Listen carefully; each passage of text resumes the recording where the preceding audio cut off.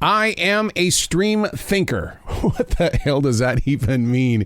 There are no teachers on the planet that are going to tell you, I need you to go over here and I need you to just write. Just write whatever you feel is happening in your now. They don't talk like that because they want you to find structure. There are rules and formats that teachers want you to do. Creative writing to me was exactly what I thought it was going to be, but it wasn't. It was about writing for the newspaper or magazines and for the school paper and things like that. So I didn't get to creatively write like I wished I could have when I was in high school. But as I've grown as a writer, stream thinking is so important because really you become a part of the process, and there's a way that you can exercise this every single day, once a week, once a month, as long as you begin a journey of growing forward by way of stream thinking.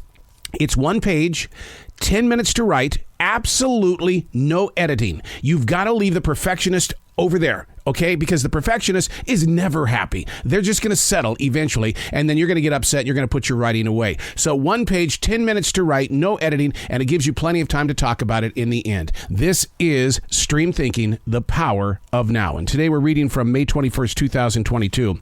A book of thoughts. Do they really belong to me? Sure, my hand spread the ink, but is it the way that I think? I've always lived by the rule of art doesn't get to stay with us. It's meant to be passed forward.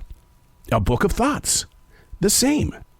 But it's quite clear that it's in a language of its own, sometimes poetic, other times over-the-top spiritual, and there are moments where I question the content, claiming a future reader will just figure it out. A daily mess, pages of thoughts that tend to listen more than move. At times, I locate motivation, while other times it's a dumping ground for whatever emotion is weighing me down. To free the mind from the rock with high hopes of tossing the stone. A book of thoughts. The greatest part of the journey is being present while writing. The seed is planted. Allow there to be a harvest. There you go. Do you want to write now, or did I scare you away? See, teaching yourself to speak freely, not necessarily to bash somebody, not to judge another thing, not to sit there and critique a movie or a TV show, just to speak openly, learning that you are a tool. You are part of the process. And the way that I learned how to do that with an open mind and with mindfulness was that it took a seed to receive water from the sky.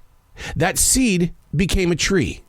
That tree gave life to so many other things. It gave shade to the ground below. It gave leaves so it could replenish its energy. That tree continued to grow, and then it sacrificed itself so that I could have a page that I would write upon, a page that we're going to talk about. Look, it's been handed to you. It's the continuation. That's why stream thinking is so important. What are you doing in your personal life that you are blocking your thinking pattern? I think all the time, and people don't like the way that I think. Then write about it.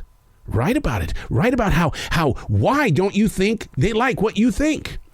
And build up that connection to how you think, and then more importantly, how you're going to use it as a tool for somebody else. And it doesn't mean that you have to go out there and preach the word. You have to listen to me because it moved through me. That's not it at all.